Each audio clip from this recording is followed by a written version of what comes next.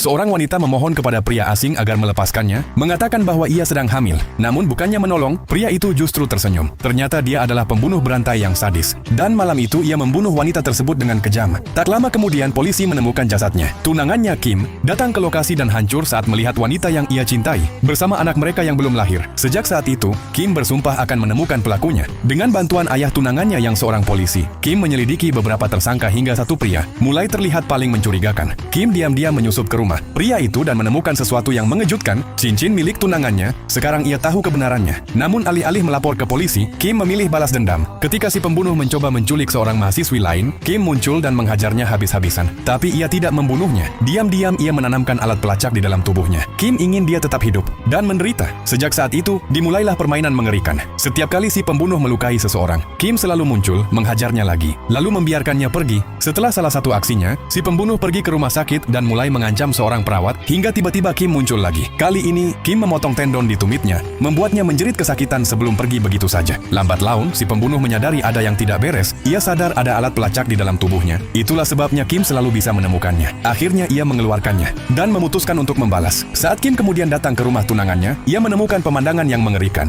Ayah tunangannya telah dibunuh dan adik perempuannya juga tewas. Semua itu dilakukan si pembunuh sebagai balas dendam. Setelah itu, dengan tenang ia menyerahkan diri kepada polisi di tengah jalan. Namun Kim tahu jika polisi membawanya pergi, balas dendamnya tidak akan pernah tuntas. Jadi Kim melakukan sesuatu yang nekat. Ia menyerang mobil polisi, menyeret si pembunuh keluar, dan menculiknya sendiri. Kim membawanya ke tempat sepi dan menyiksanya, tetapi si pembunuh hanya terus tertawa. Akhirnya, Kim menyiapkan satu jebakan terakhir. Ia mengikat si pembunuh dan menggantungkan sebuah pisau besar di atas lehernya, yang dihubungkan dengan pintu. Jika pintu itu dibuka, pisau itu akan jatuh. Beberapa saat kemudian, keluarga si pembunuh datang dan perlahan meraih gagang pintu. Dan saat pintu mulai terbuka, pisau itu mulai jatuh. Namun pertanyaan sebenarnya adalah, apakah balas dendam akhirnya akan memberi Kim ketenangan, atau justru menghancurkan sisa hidupnya?